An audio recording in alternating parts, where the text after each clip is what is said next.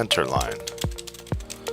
Now Centerline is an add-on module. Both raster and outline are free with the basic software, and they're also in the Pro version.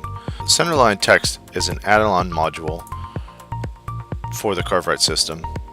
It's sold separately, and it gives the font this engraved center V-cut effect. This is automatically calculated based on the width of the font. So if a font is thin, which I can double click on this here and edit it back up. Let's take that bold off and maybe let's pick a smaller, thinner version of the font and click OK. So when a font is thin, the depth of the V-cut is going to be determined by the width of that lettering.